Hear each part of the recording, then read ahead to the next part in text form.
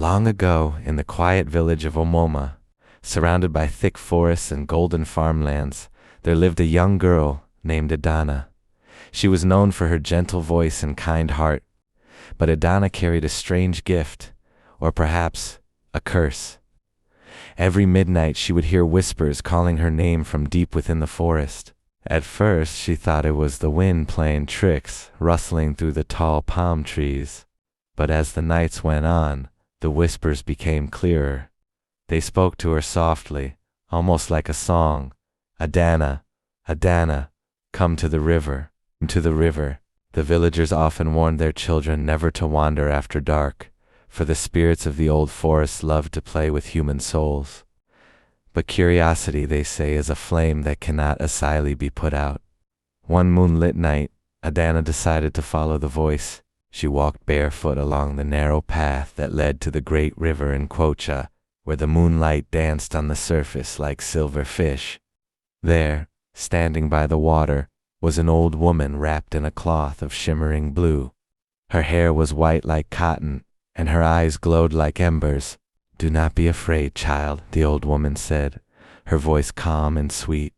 "I am the spirit of the river, keeper of forgotten stories. I whisper only to those who carry truth in their hearts." Adanna trembled. "Why do you call me Mother of the River?" she asked. The spirit smiled. "Long ago your grandmother saved this village from drought by giving her voice to the wind. She promised that one day her bloodline would sing again for the spirits. You, Adanna, are that voice. The land is drying. The people are forgetting the old ways. You must remind them." With those words, the old woman touched Adanna's forehead, and suddenly, the river began to glow. Adanna felt her heart open wide. She could hear the whispers of the trees, the cries of the soil, and the laughter of the ancestors. The next morning when she awoke, Adanna's voice had changed. It carried power. When she spoke, the sick found strength. When she sang, the clouds gathered and rain began to fall. The villagers were in awe. They called her the Midnight Whisperer, the girl who spoke with spirits and healed the land. But Adanna never boasted.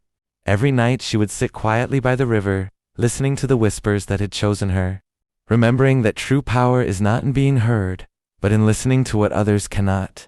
Years passed, and even after Adanna became an old woman, the legend of the Midnight Whisperer lived on.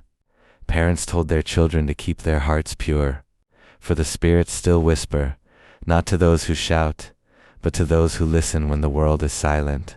And sometimes when the moon is full and the wind sighs through the forest, the people of Omoma say they can still hear her voice, gentle, guiding, whispering through the night.